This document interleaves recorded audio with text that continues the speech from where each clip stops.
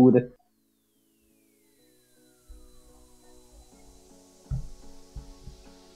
Boa noite, pessoal. Estamos dando início aqui ao nosso webinar sobre BIM e aplicações. Sejam muito bem-vindos. Desde já quero agradecer aí pela presença de vocês, né, pelo tempo dedicado. Esse é um assunto que é muito interessante, né, tem muito a ver aí com as questões de agilidade, gerenciamento de projetos, porque hoje o BIM eu vejo que é um caminho sem volta dentro da engenharia e da arquitetura, né? E a gente sempre fala, né, sabemos que tem pessoas aqui que conhecem um pouquinho, outras têm um conhecimento mediano, outros avançados, e hoje a gente recebe aqui o Bernardo Araújo, né, diretamente aí do Canadá, né, trabalha na Autodesk, que tem uma empresa aqui no Brasil. E eu vou pedir para ele se apresentar e a gente vai bater o nosso papo aqui até 8h40 com muito conteúdo aí para vocês, tá? Pode se apresentar aí, Bernardo. Obrigado, Leonardo. Boa noite a todo mundo que está assistindo a gente. Meu nome é Bernardo, eu sou gerente de projetos na linha 2 Arquitetura, né? Fundamos uma empresa em 2012. Desde 2013 a gente já trabalha com BIM, né, com Revit pelo menos, mas posteriormente trabalhando com o BIM e também evoluindo nesse mercado, né, dentro do projeto, da área de projeto.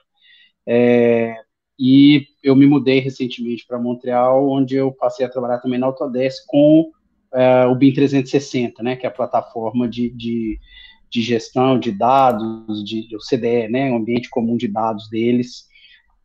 Então, é isso aí, né, meu envolvimento com o BIM aí eu gosto de falar que ele é desde 2005, né, assim, quando eu trabalhei com o Vectorworks, sem saber o que era BIM.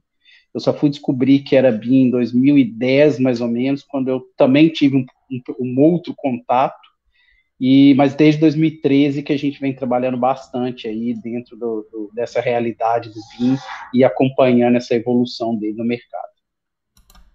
Tá certo, Bernardo. Obrigado aí pela apresentação. Pessoal, quem tiver aí pode dar um oi aí pra gente, uma boa noite. Quem tiver aí dúvidas também sobre BIM, quiser usar o chat para escrever aí, pode ficar à vontade.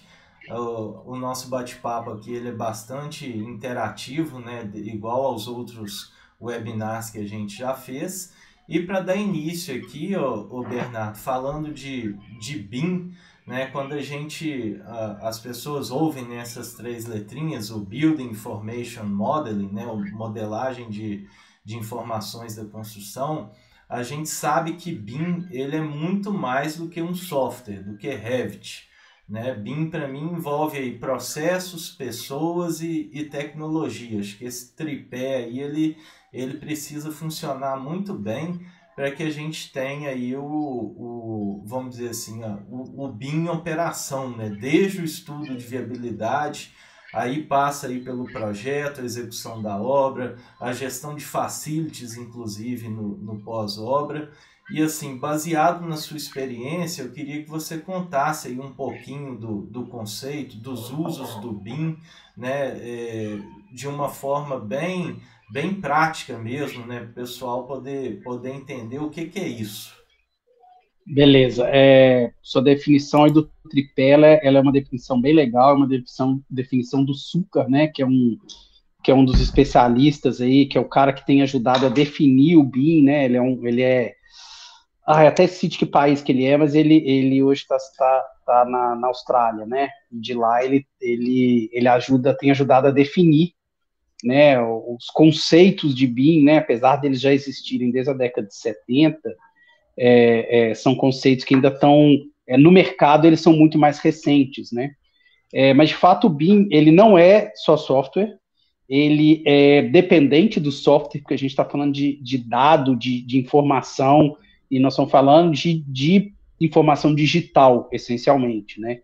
Então, ele não é um processo desprendido da tecnologia, mas, ao mesmo tempo, ele não se resume ao software, né? Às vezes, aqui mesmo eu falei que eu comecei a usar o BIM em 2012, 2010, 2005, eu não comecei a usar o BIM, eu comecei a usar softwares BIM, né? A gente, até aí mais ou menos 2017, 2018, a gente trabalhava com Revit sem trabalhar em BIM, né? Porque a gente não tinha esse entendimento do processo BIM, né? Então, o que, que é? O BIM, de fato, ele é esse processo, que ele é um processo que visa agregar informação ao seu modelo, essa informação que vai estar ao longo do ciclo de vida daquele modelo e que vai ser usada na edificação, né? Então, eu brinco que a gente, né, quem é arquiteto, engenheiro aí, né, vê um desenho de uma parede, né, duas linhas paralelas que eu desenhar com lápis, isso é uma convenção que a gente lê aquilo ali como uma parede, né? Mas no BIM não, no BIM você vai fazer uma parede, né? Vai fazer um elemento digital que é uma parede. Quando você clica nele, ele tem informação de que ele é uma parede. Você pode agregar outras informações nele, de altura, de material, você vai ter área, vai ter volume, você pode colocar códigos que vão ser usados por outras pessoas, e ele vai gerar o desenho técnico, que são as duas linhas paralelas que a gente conhece tradicionalmente, né? E ele vai gerar, ele vai ser usado ao longo do ciclo por uma série de pessoas. Então, a maneira como você modela, a maneira como você coloca a informação nele, ela tem que ser feita dentro de um processo, dentro de uma padronização, para que ela possa ser utilizada no ciclo todo. E o que é esse ciclo? É desde o projeto ali, desde o primeiro estudo de viabilidade, aí a gente já falando um pouquinho de usos, né? 3 grandes grupos de uso: o projeto, a construção e a gestão da obra construída, né? A gestão de facilities. Então, você começa com o projeto, né? Você vai desenvolver o modelo tridimensional com informações para a obra, de todas as disciplinas, num ambiente comum, né? Por isso que ele tem uma questão de processo, porque as pessoas, ela muda o fluxo de trabalho, né? O desenho técnico não é mais, ele não deixa de fazer parte do processo, mas ele já não é mais a maneira como as pessoas conversam através de um modelo, através de dados, e o desenho técnico, ele é gerado como produto. Então, a primeira parte que a gente usa o BIM é aí dentro do projeto, que a gente imputa informação para gerar documentos técnicos. A segunda parte é na obra, né? Ela começa ali com orçamento, com planejamento, mas a própria gestão de obra pode ser feita do BIM, a própria contratação, o próprio pedido de proposta, né? O bidding, né? Que é você pedir para pessoas de fazerem propostas, ela pode ser feita dentro de um ambiente BIM, dentro de um ambiente comum de dados, ou um CDE, né, que é o Common Data Environment.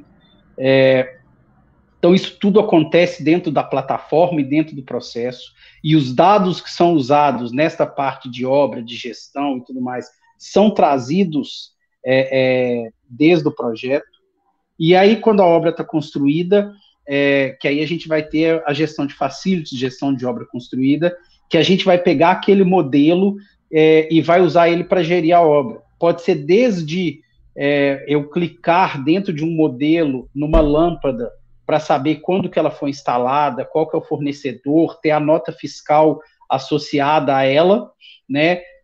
E aí você, por exemplo, quando queimar, você tem acesso a saber quem que instalou, que lâmpada que você está usando, sem necessariamente precisar de estar vendo aquela lâmpada, de estar no local, né? Como você pode trabalhar, por exemplo, com chamados, com gestão do espaço. Você pode ter, a gente começou até um piloto uma vez lá na empresa mesmo, que era de colocar, por exemplo, todas as informações dos computadores, das máquinas que a gente tinha no escritório de arquitetura pequeno. Você tem ali 6, 8, 10 máquinas, e a gente colocou todas as informações de cada computador.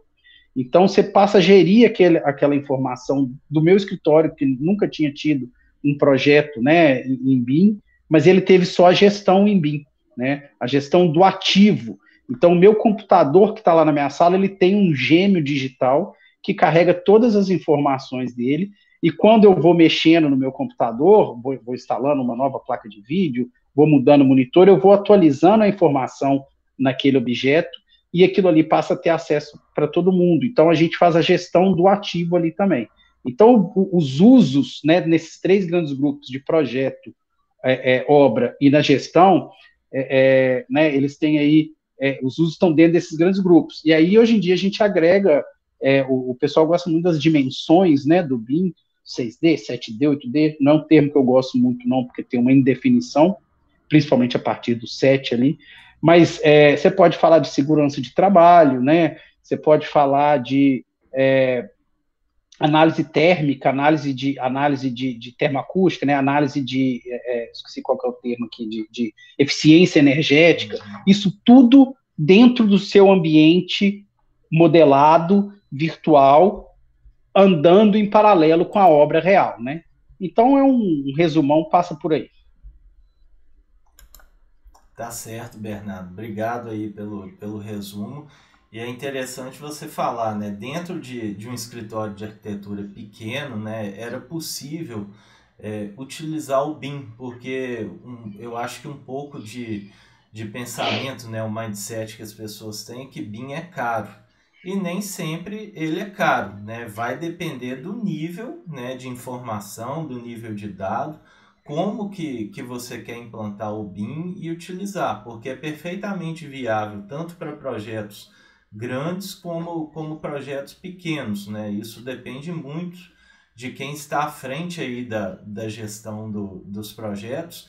E aí é que eu falo que o BIM ele acaba se encaixando muito aí no mindset da agilidade, né? Os métodos ágeis aí, que às vezes é um pouco de modinha, que existe hoje, mas a gente sabe que a essência dele ela funciona, né? E tem eficácia, eficiência com as questões de colaboração, de priorizar as entregas, o cliente. E o BIM ele acaba fazendo tudo isso, né? Ele engaja toda a equipe, né? As pessoas nesse propósito, desde aí o estudo de viabilidade do projeto até o pós-obra, né? Quando realmente a gente tem um modelo aí com bastante informações. E já falando aí de uso, de contratações, você falou muito aí das questões de integração, é possível, né, o modelo ele ser integrado aí a todo um sistema ERP para retirada de quantitativos, utilização para compra, melhor visualização da metodologia executiva de obra, né, em função ali de como que o seu modelo foi montado, as interferências de obra. Na prática, isso, quando o BIM é implantado dessa forma, tem uma equipe que toma conta disso. Como que é feito esse processo aí? Tanto, né, vamos supor que a engenharia já esteja pronta, mas a gente vai utilizar agora o modelo dentro da obra para várias questões, para compra, para o planejamento, para verificação de método executivo e fazer toda essa integração aí. Tá. Pegando o gancho aí no que você falou, o BIM ele é essencialmente colaborativo, né? É lógico que a gente tem diferentes níveis de maturidade, a gente falou de diferentes níveis de uso, né? A gente começou fazendo o BIM dentro do escritório, uma maturidade que é a maturidade 1, né, dentro da escala que o próprio Súcar aí, que a gente já comentou, ele trabalha, porque a gente trabalhava o BIM para a gente, dentro do escritório de arquitetura. Nem os outros complementares nem sabiam que a gente estava fazendo o BIM. Mas a gente já tinha um ganho ali de agilidade, de entregáveis, de gestão muito grande, né? Mas para o BIM, então assim, né, você falou do escritório pequeno. O escritório pequeno pode usar o BIM, mesmo que outras pessoas não estejam envolvidas. Ele vai usar numa maturidade limitada. Porque para o BIM avançar para as maturidades 2 e 3 nessa escala, ele precisa de colaboração. Então, assim, não tem jeito do BIM avançar sem colaboração, né? E aí a gente falando então aí de orçamento, o próprio planejamento, o que tem que acontecer?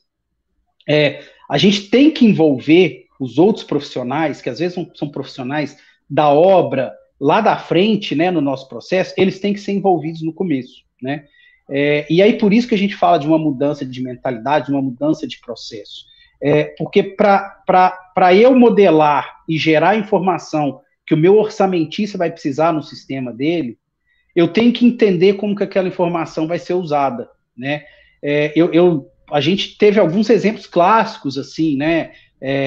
De repente, a gente tinha modelado um rodapé, que para arquitetura ele estava perfeito, os desenhos técnicos estavam perfeitos, mas por causa do tipo de elemento que a gente usou no software, ele estava dando a metragem quadrada e o orçamentista precisava da metragem linear. E aí a gente teve que refazer o nosso modelo, ou teve que reextrair a informação. Então, esse alinhamento tem que ser feito o quanto antes, né? E aí é por isso que você tem que trazer as pessoas antes, para que, é lógico que o meu conhecimento como arquiteto, né, ele é importante, que eu conheça os processos construtivos, que eu conheça, pelo menos de maneira geral, como funciona uma obra, para tomar decisões de modelo, para o modelo ser um reflexo do que vai acontecer na obra. Mas eu não sou um especialista de obra, de canteiro, então eu preciso da informação daquele especialista de canteiro, ou daquele especialista de orçamento, para ele me ajudar a tomar uma decisão que vai facilitar o trabalho dele lá na frente, né? Então, outro exemplo que eu gosto de dar muito, que eu acho que é muito visível, é que para arquitetura uma parede, ela é um elemento, ou até para quem está vendo a obra construída, a parede é aquele elemento inteiro, né? Ela é alvenaria, ela é reboco, ela é pintura, aquilo ali é uma parede. Mas para a obra, por exemplo, a pintura, né, para a alvenaria, são dois momentos completamente distintos, tanto para o orçamento quanto para o planejamento, né? A compra da alvenaria, a entrega dela na obra, o momento que ela vai ser executada, é muito antes da pintura, do revestimento, né? Os profissionais são outros, os momentos são outros. Então, a gente, eu tive até uma professora na pós que falou isso, a gente tem que modelar pensando na execução, no planejamento, né? Pensando com uma visão um pouco diferente. Então, a parede, ela deixa de ser aquele elemento único, né, que eu falei das duas linhazinhas paralelas, e ela passa a ser dois elementos distintos, a vedação e o revestimento, né? Por quê? Porque para mim, para arquitetura, não faz diferença, mas para quem vai executar e para quem vai orçar, faz diferença. E aí a gente vai gerar códigos distintos que vão estar lá linkados num Sinap ou num software de planejamento de obra, né? Um Navis, um BIM 360, um Solibri, etc, etc, etc. Mas eles vão gerar informações distintas, né? Eles vão gerar códigos, eles vão gerar quantitativos, que inclusive podem ser lidos distintos, né? Um quantitativo da minha alvenaria pode ser diferente do quantitativo do meu revestimento de parede, né? Então, a gente vai poder trabalhar com esses elementos de maneira completamente distinta, porque é assim que eles são vistos em uma etapa posterior, né? Então, por isso que é importante que a gente tenha esse trabalho colaborativo, para que os outros profissionais possam trazer dentro da experiência deles, dentro da necessidade deles, o que é importante para aquele modelo. Assim, o modelo nasce lá da arquitetura, que normalmente é a primeira disciplina, ele vai passar por todas as outras disciplinas, e na hora que ele chegar na hora que a informação for extraída para abastecer uma base de dados de orçamentação, por exemplo, eles vão estar alinhados. E aí ela vai poder não só estar alinhada, como ela vai poder trabalhar o em tempo real, né? Que não é 100% do tempo real, mas a cada... Desculpa, gente, um gato passando aqui na frente. Mas a cada... É ao vivo, não tem problema, não. Mas eu até perdi aqui o fim da meada, mas a gente trabalhar com... a gente fala em tempo real, não quer dizer que é o tempo inteiro, mas a gente não precisa mais de ter aquele processo que o projeto de arquitetura, ele começa, por exemplo, um projeto executivo, e o arquiteto tem que desenvolver todos os desenhos técnicos e liberar ele para o orçamentista, ou mesmo para os outros complementares, antes de ninguém ver o projeto, né? Como a gente vai trabalhando aquilo ali com um fluxo completamente diferente, baseado no modelo, essas entregas elas vão sendo processuais. Você pode analisar um projeto que está praticamente pronto sem ter produzido um desenho, ou produzindo o mínimo possível de desenhos, né? E isso já vai abastecendo aquele seu orçamento ou seu planejamento durante o processo. E aí você permite tomadas de decisão durante o processo. né? O orçamento, ele pode ver que ele está furando o teto dele antes de eu terminar meu executivo, e ele pode ver lá, junto com as análises deles de curva ABC e de tudo mais, onde que eu vou fazer aquela alteração, e ele vai me indicar, por exemplo, se você fizer uma alteração aqui no revestimento, numa espessura de revestimento, ou numa altura de pé direito, eu vou conseguir resolver isso. Então, antes de eu terminar os meus desenhos, antes de eu fechar o meu projeto, eu já consigo voltar com essa informação para lá e fazer a alteração, gerar novos quantitativos que vão estar ligados numa tabela, numa base de dados, e já vou conseguir, e aí o meu orçamentista estiver falando com a gente, já vai conseguir ter esse retorno e saber se aquilo foi de fato efetivo, como esperado. Então, ele é necessariamente colaborativo, e acho que o empacotamento entra aí, né? Porque você vai criando pequenos marcos de projeto e, obviamente, linkados aos marcos de obra, e vai melhorando esse projeto, não só na visão do arquiteto ou do projetista, arquiteto, engenheiro, mas de todos os outros envolvidos no processo, né? Porque a gente já vai ter tomado, a gente já vai ter mostrado, a gente já vai ter visto, a gente já vai ter recebido a informação, e aí o projeto sai muito mais próximo daquilo que vai acontecer na obra, né? A ponto de algumas pessoas falarem que o as-built tem que deixar de existir, né? Tirando o que é abaixo do solo, que tem muito imprevisto, né? Fundação, infraestrutura, o que é acima do solo, ele tem que estar resolvido no modelo. Ele não tem que ter imprevisto mais, né? E aí o modelo vira um gêmeo da obra, literalmente, né? Ele vai ser o reflexo daquela obra construída. E mesmo que está abaixo do solo aí, é possível de ser atualizado no modelo, né, com as informações da obra. Então, à medida que a obra vai acontecendo, o as-built, né, se é que se chama as-built, ele vai sendo já elaborado, né? Não fica aquela coisa no final do contrato, que dia que você vai me entregar o as-built? Agora, porque ele veio, né, à medida que a obra foi avançando, ele veio sendo corrigido no modelo, o projeto.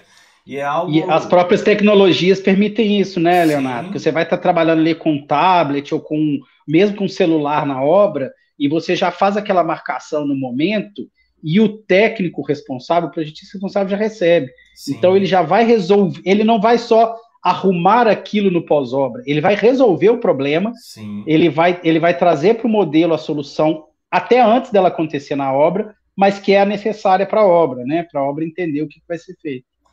E os detalhes aí, eles fazem toda a diferença, né? Igual você falou, a questão de, às vezes você vai fazer um revestimento, tem uma alvenaria, e na obra, de fato, você faz a alvenaria, depois vem um chapisco, reboco, emboço, pintura, né? Os revestimentos.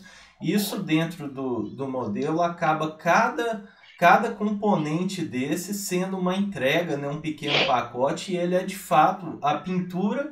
Ela é um elemento do modelo, né, que você coloca ali no seu projeto, e ele vai ficar ali para você acompanhar durante a obra. Na hora que fez, você dá o avanço, não é isso? Inclusive isso, né? Você pode usar como os CDEs, eles permitem você usar isso para medir avanço, né? Então, eu vou lá literalmente numa parede, no meu modelo, e vou clicar tanto na alvenaria, no primeiro estágio, quanto na pintura, e eu posso medir o avanço da seguinte maneira: num quarto com 4 paredes, eu posso falar que 2 paredes estão feitas e a outra não, que é diferente daquele avanço que a gente faz ali, às vezes, por cômodo, por conjunto de cômodos. Eu posso falar quais paredes estão feitas, e não só eu vou marcar aquele avanço para uma medição de pagamento para o meu empreiteiro, mas como eu vou conseguir marcar aquele avanço de planejamento mesmo, né? De saber se, olha, eu tenho 250 paredes e eu tenho 125 prontas, eu tenho 50% da minha pintura feita, literalmente, seja quantidade de paredes, seja em área, seja quanto for, né? Então você consegue acompanhar aquilo com uma precisão muito maior. Você tem controle do que você está fazendo, né? E não só você está fazendo isso ali para você, como se você trabalhar dentro do ambiente integrado, essa informação está sendo recebida por outras pessoas. Então, de repente, o dono daquela obra, o investidor daquela obra, pessoas que não estão no dia a dia da obra, né, eles vão receber, mais uma vez, o tempo real não quer dizer toda hora, mas eles vão receber isso aí toda vez que você atualizar, né? Então, você atualizou ali uma vez por semana, aquilo ali já está liberado, aquilo ali já é um dado, né? Você não precisa de pegar, anotar no caderninho, passar para o Excel você gerar uma tabela. Não, aquilo ali já é um dado. Se você trabalhar com Power BI, então, com BI, você vai dar um tanto de informação para os seus, de repente, seus investidores, que hoje em dia eles não têm, né? E você vai dar isso com uma constância muito maior. E aí, mais uma vez, né, a questão da transparência aí, a inspeção, a proximidade do cliente, que é algo assim, extremamente benéfico para o processo e é um diferencial, né? Porque o cliente, se ele tem informações aí reais, não a todo tempo, mas sempre que é atualizado, para ele é excelente, né? Um investidor que vê que a obra dele está andando, é muito bacana. Bernardo, nós temos alguns comentários aqui, o pessoal está dando boa noite. Boa noite, Carlos, boa noite. Laila, Diogo. Tem uma pergunta. Boa noite, Fábio. Tem uma pergunta aqui do Matheus. Boa noite. Parabéns pelo encontro. Como as informações transformadas pelo modelo poderão auxiliar na redução de reais por unidade? Ele colocou T aqui, T ou unidade. Poderiam me elucidar de qual a proposta diferencial? A interface é simplificada para concatenar as informações? Também, como as informações transformadas pelo modelo poderão auxiliar na redução do reais por unidade? Eu estou entendendo aqui que é a redução do custo. Como que as informações do modelo podem ajudar na redução do custo? É isso, Matheus? Se você puder escrever aqui, mas eu entendi dessa forma. Acho que independente, se for outra, a gente melhora depois a resposta, mas acho que a pergunta é legal. São vários momentos, né, que o modelo pode ajudar. Primeiro, a gente tem um quantitativo muito mais real, né? Ele é preciso, ele é exato, ele é um reflexo do modelo e ele caminha com o projeto, né? Então, vamos voltar no exemplo da parede aqui. O quantitativo ele é tirado automaticamente pelo software, automaticamente dentro dos parâmetros que eu coloquei, né? Mas eu posso ter uma tabelinha ali e eu cresci uma parede, a tabela já vai se atualizar automaticamente, né? Quantitativo, vamos dizer, uma área de alvenaria. Eu cresci uma parede, a área de alvenaria vai aumentando. Então, eu consigo, durante o processo, ter esse controle, né? Ao extrair aquele dado em definitivo para o orçamentista, por exemplo, aquele quantitativo é preciso, né? Ele não tem dúvida, ele não tem erro, e porque a gente trabalhou num fluxo integrado, a pessoa que vai orçar, ou que vai, de repente, o empreiteiro, que vai ser contratado, ele não tem susto de aparecer uma parede que alguém deixou de levantar o quantitativo, ou uma parede que não apareceu muito bem nos desenhos técnicos. Não, tá tudo ali. Inclusive o que não está no desenho técnico, né? Um barrilete que às vezes você não fez uma planta, né? Pensando aí numa edificação, aí num prédio residencial, você às vezes ali não fez um desenho de um barrilete, ou às vezes você nem viu que tem um barrilete ali, né? Você deixou de fazer aquela planta porque naquela quantidade de desenho a gente às vezes tem uns cômodos que são menosprezados aí no detalhamento, eles não deixam, mesmo que ele não tenha o desenho técnico, ele está gerando um quantitativo, ele está gerando uma informação.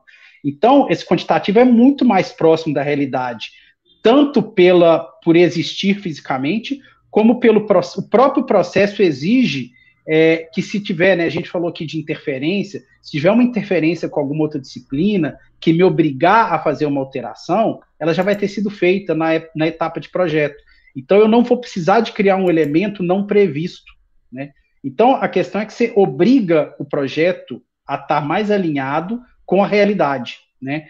Porque, principalmente essa parte de compatibilização, eu falo que a gente quando faz compatibilização bidimensional, né, de projeto, disciplina, é quase que uma mentira, assim, porque é uma abstração total. Você pegar uma planta de arquitetura, uma planta de elétrica, uma planta de hidráulica, um diagrama unifilar, aquele tanto de desenho, cada um feito de um lado, e você olha aquilo tudo e falar onde que está batendo, você não sabe.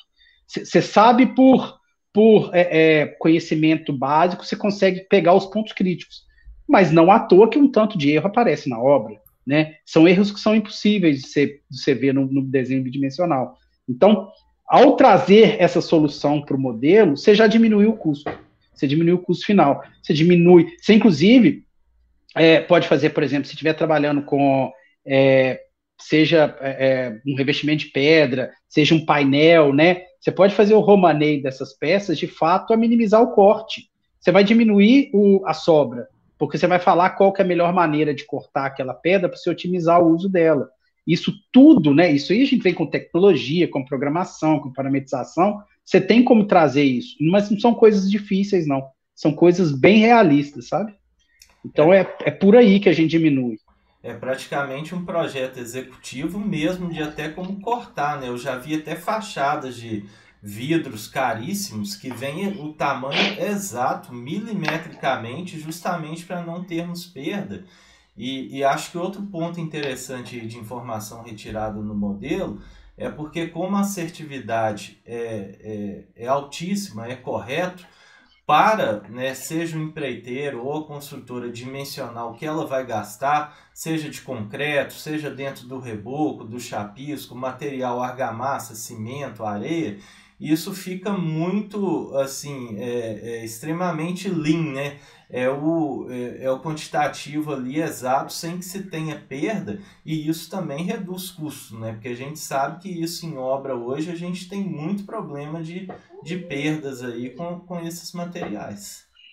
E aí, em conjunto, você até falou do Lean aí, se você trabalha esse prédio, né? Estou falando de um prédio aqui, pensando num prédio alto, mas você transforma aquilo num planejamento de obra associado ao modelo, você vai fazer, por exemplo, a compra de alvenaria, né?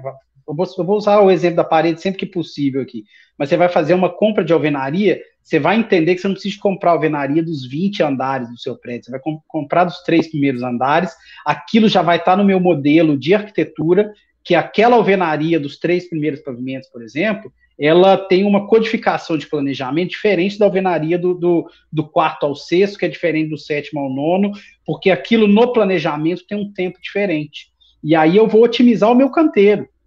Se eu otimizei meu canteiro, né, você está trazendo economia.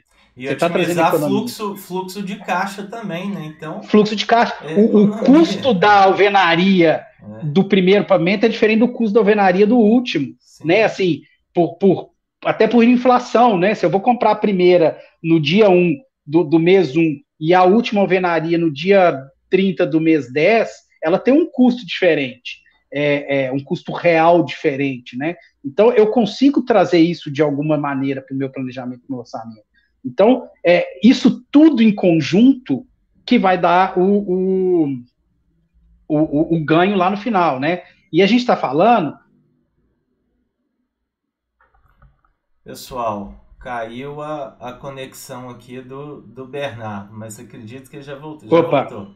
Caiu a sua conexão. A gente está falando... a gente está falando de 5% aí, às vezes, de valor de obra, mas a gente sabe que obra aí é na casa de milhão, né? Sim. Então, milhão, dezena de milhão, centena de milhão. Então, nós estamos falando aí de milhões de reais de economia por causa do uso do BIM, né? Com certeza. É algo...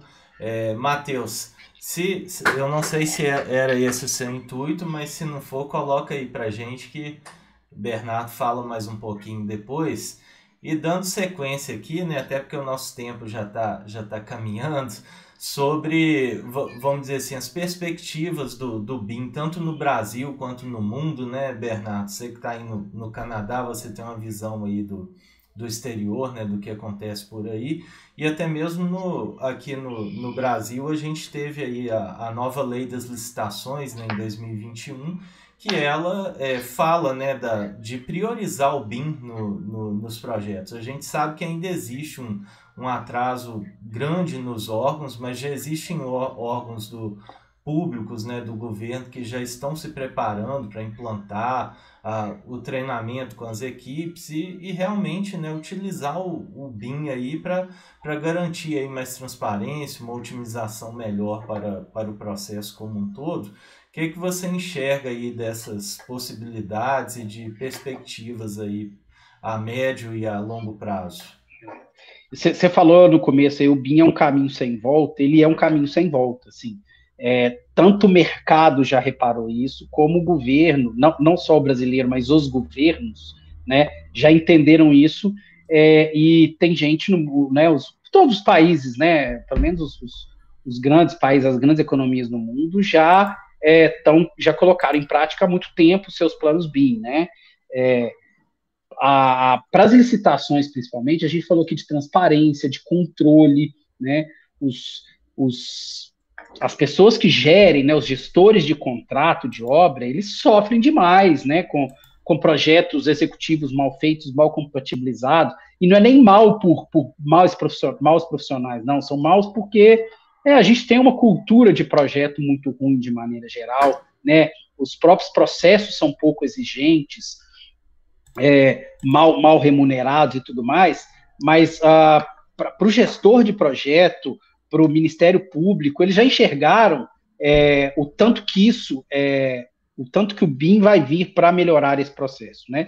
E o governo, sempre como um incentivador, né, como políticas públicas, ele já tem o decreto, né, o de 2018, que já foi atualizado 2 ou 3 vezes. Então, assim, os órgãos públicos já estão se movimentando. A gente tem um problema de planejamento, né, na nossa cultura, então, assim, todo mundo fazendo um pouco na marra, né? Tem muita gente lançando editais sem um conhecimento, tem muita gente aceitando e conseguindo entrar e entregar projetos sem muito conhecimento. A gente vai ter um período de transição aí, né, que ainda vai durar, no papel, pelo menos 5 anos, né, até 2028, mas que eu acho que ele é muito maior, né? Mas ele é um caminho sem volta, né? E à medida que a nossa indústria como um todo for evoluindo, a gente vai ver cada vez mais gente trabalhando em BIM, entregando em BIM, e essas exigências vão crescendo cada vez mais, porque não é só do contratante, daqui a pouco a Caixa, né, que é um dos principais financiadores, começar a exigir projeto em BIM. Daqui a pouco o corpo de bombeiros da sua cidade, do seu estado, exigir projeto em BIM, porque a análise para ele é muito mais fácil. A prefeitura já tem iniciativas nesse sentido, Salvador, Belo Horizonte, São Paulo, já tem iniciativas de trazer o BIM também para análise de projetos, né, não só para o desenvolvimento de projetos. Isso é uma realidade no mundo também. As grandes empresas já aceitaram, já implantaram. Esses dias eu estava conversando com alguém, eu falei assim, olha, o BIM não é mais discussão, tá? Não tem mais quem discuta que ele vai ser necessário. Tem aquelas pessoas que já estão trabalhando em algum nível de maturidade, poucas estão no nível mais maduro, mas já tem gente. Tem algumas pessoas que já estão falando, que estão aí, que já sabem que tem que fazer, e quem está negando isso, ou vai tomar um ferro, porque uma hora o BIM vai ser, não vai ter mais jeito, igual quando você não entrega projeto em papel na prefeitura mais, né? Em papel não, à mão.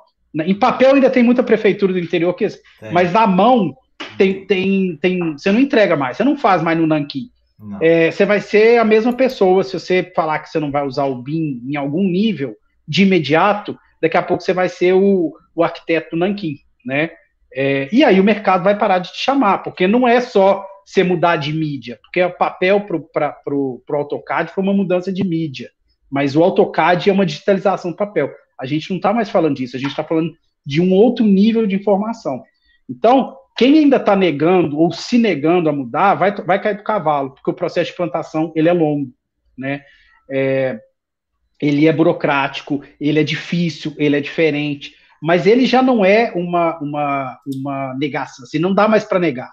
Então, as grandes empresas do mundo, os grandes contratantes, as grandes construtoras, elas já estão trabalhando em BIM. Isso aí não é mais um questionamento. Então, assim, quem não migrar para esse mercado, quem não usar o BIM como uma plataforma o quanto antes, vai começar a ficar para fora do mercado, né?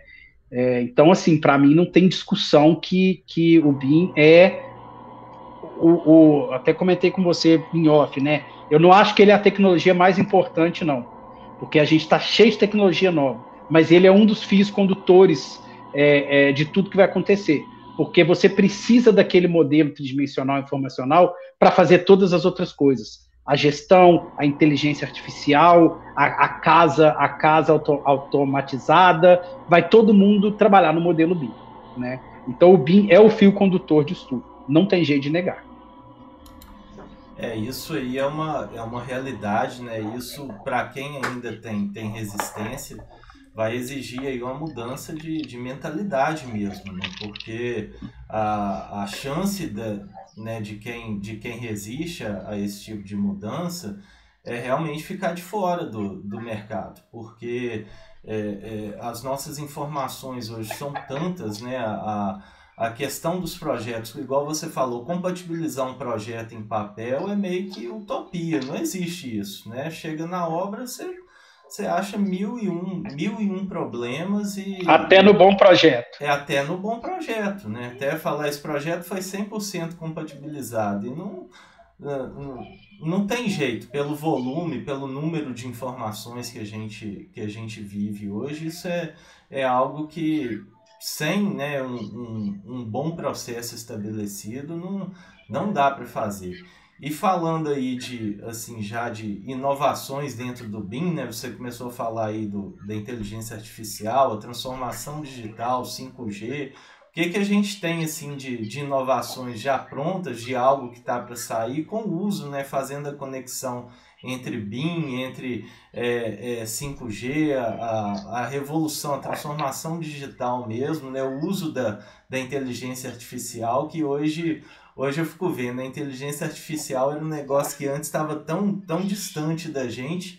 E se a gente entrar na internet aí no chat GPT, né, eu tenho até visto muito post aí no LinkedIn, ele te responde tudo, cara, né, de informação. Não só te responde, como né, o Revit e os outros softwares aí autorais, né, de projeto, eles trabalham bem com programação, né? Você pode ter tanto a programação visual, Dynamo, Grasshopper, Rhino, desculpa, o Dynamo, o Rhino, Dynamo, você pode trabalhar com eles, que são né, mais com uma interface mais agradável, mas você pode trabalhar com programação, né? Desde você fazer uma conferência de dados, todos os meus cômodos estão com um ambiente criado, eles têm um nome, isso é uma programação que você pode fazer. Como você pode fazer uma parametrização para fazer aqueles prédios malucos de Dubai lá da vida, você usa programação nisso, né? E hoje em dia eu vi alguns exemplos disso, de gente colocando no chat GPT como criar uma linha de programação para eu fazer um determinado projeto, uma determinada função dentro do meu Dynamo, por exemplo, né? Então, isso é um exemplo, né, de programação com inteligência artificial, mas a gente pode ter outras, assim, vamos falar, por exemplo, de gestão de facilities. Eu posso ter toda uma previsão com inteligência artificial de quanto minha lâmpada vai queimar, baseado no tempo de vida, no uso. Se eu tiver uma conexão, né, uma lâmpada inteligente ou com um conector inteligente, que ela vai me dar esse dado, que ela vai falar quanto tempo ela está ligada, e ela tem uma previsão de 10 mil horas, com 9 mil horas, ela vai me avisar que ela está próxima do fim de vida dela, e eu vou fazer uma compra, né? Ou eu já vou fazer a compra automática, né? E aí você pode criar sistemas para fazer uma gestão desse tipo, né? Imagina, a gente está falando aqui, mas você imagina, o Exército Brasileiro é um órgão que tem um desenvolvimento de GIS e de BIM muito grande. Imagina você que tem um tanto de ativo espalhado no Brasil inteiro, você tem uma guarita no meio da floresta amazônica e você saber antes da lâmpada queimar que ela vai queimar, baseado em dado, né? E aí você já prepara para o cara que está lá na guarita a 150 quilômetros da civilização, de barco, que vai demorar 3 dias para chegar a lâmpada, para o cara já receber a lâmpada antes dela queimar, né? Sem também precisar de ter um estoque grande. Então, a gente está falando desse tipo de coisa, a gente está falando daquele robozinho, acho que todo mundo já viu aquele cachorrinho da Boston Dynamics, aquele amarelinho, ele já trabalha, por exemplo, desde você entrar numa mina, né, num lugar que não é acessível, ou para você fazer segurança do trabalho, ele trabalha com modelo. Você pode programar o caminho que ele vai fazer para fazer uma inspeção de segurança dentro de um modelo BIM. Você pode trabalhar com nuvem de pontos, né? Já que eu chamei aquele cachorrinho, esqueci como é que ele chama, o pessoal está acoplando a câmera de nuvem de pontos nele, para às vezes fazer um levantamento de uma área que você não tem acesso, né? Ele entra e pega tudo, né? Depois você pega, e se cair ali, você não está perdendo uma vida, né? Você tá perdendo um ativo, mas não é uma vida. Sim. Então, assim, você tem centenas de tecnologias, e aí com o 5G, né, que a gente vai ter uma rede melhor para poder gerir e transmitir esse tanto de dados.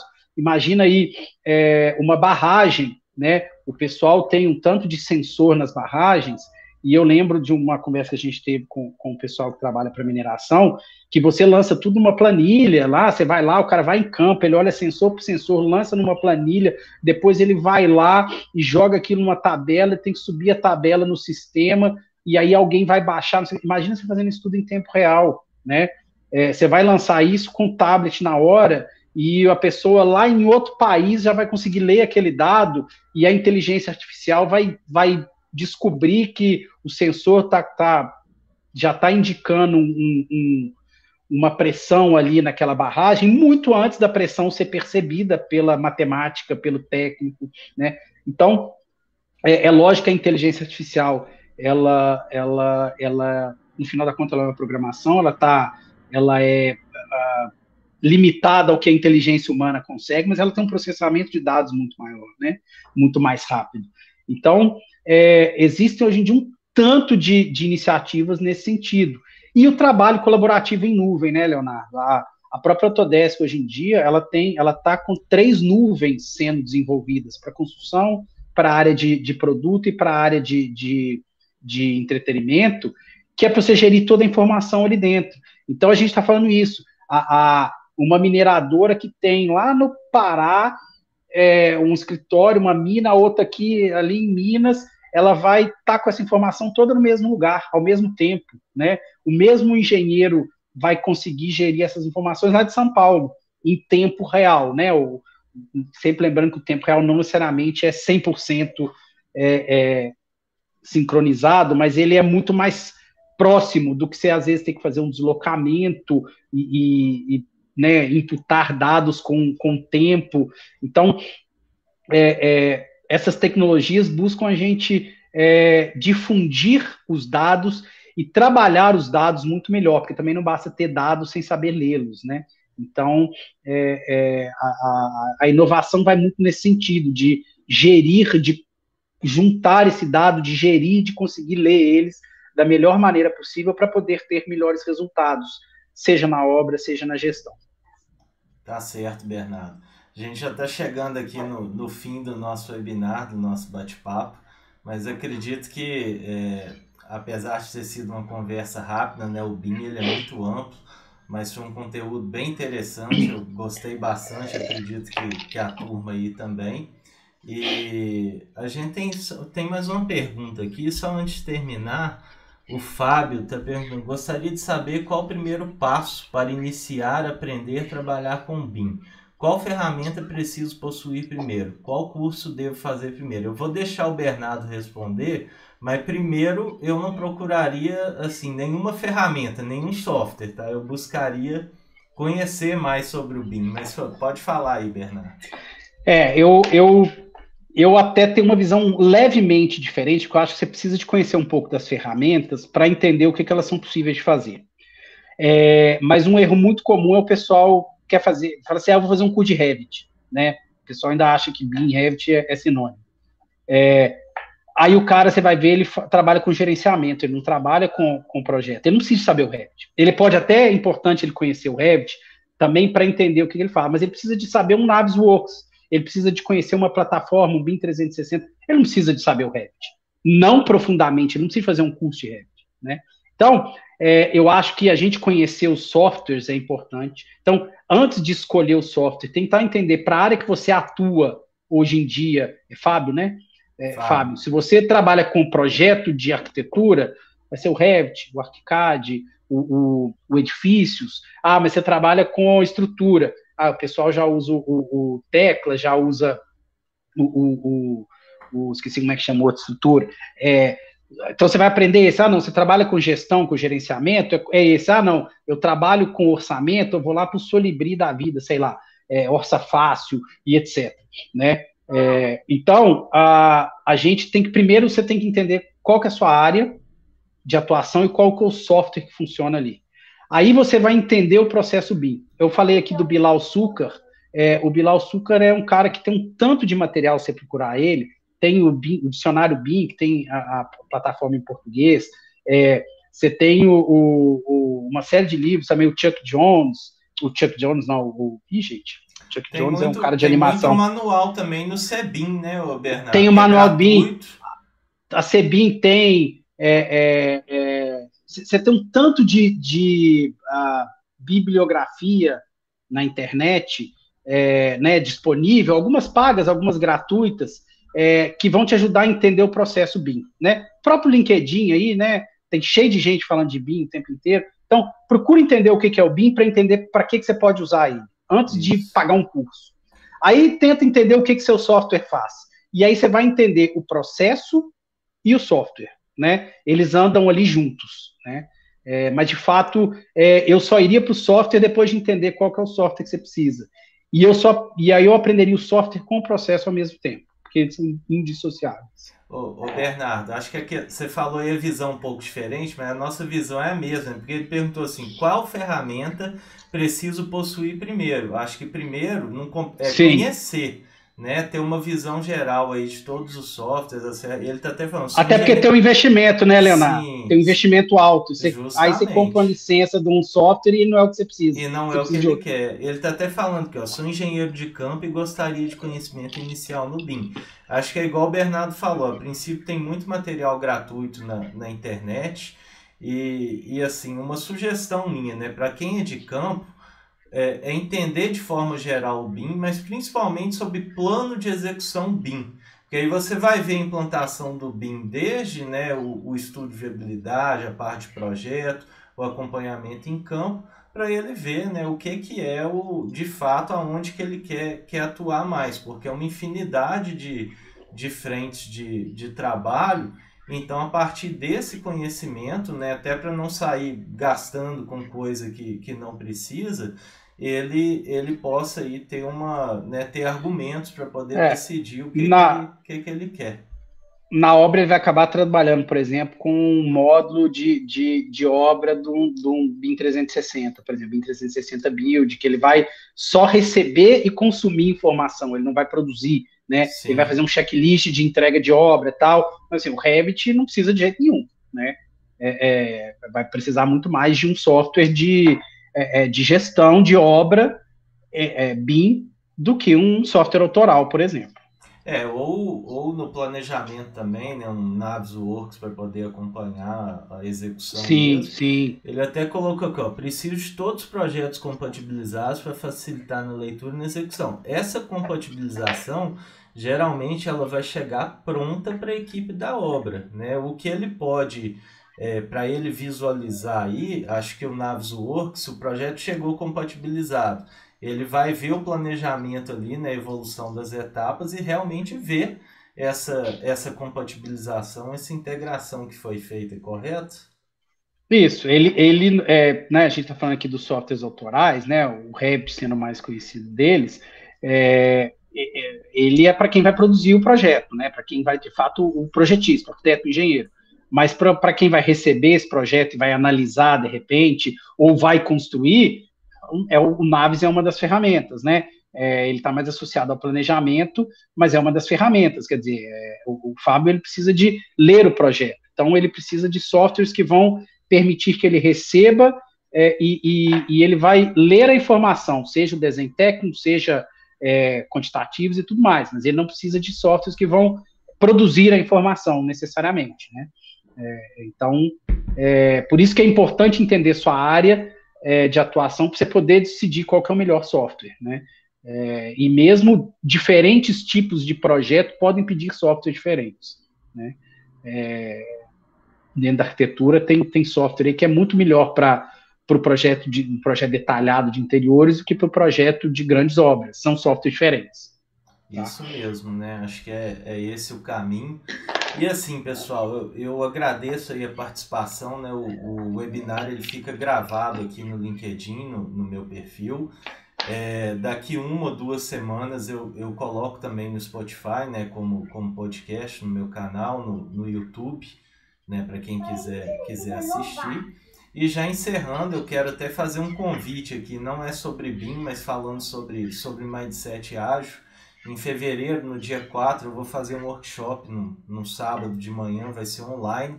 E assim, é algo imperdível, né? É um preço praticamente de custo. Quem participar, eu garanto que não vai perder nenhum centavo e vai ter um retorno muito grande, porque eu vou falar sobre o mindset ágil, a colaboração, né? O uso da agilidade aí dentro da construção civil e projetos de engenharia.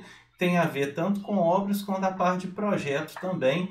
E o foco não é nenhum framework específico. Claro que a gente vai falar sobre Scrum, né, sobre Kanban, Lean de uma forma mais geral, mas de realmente como, né, a gente implanta isso na prática, né, um mindset ágil, diferente do que muitos gurus vendem por aí como se fosse a solução para tudo.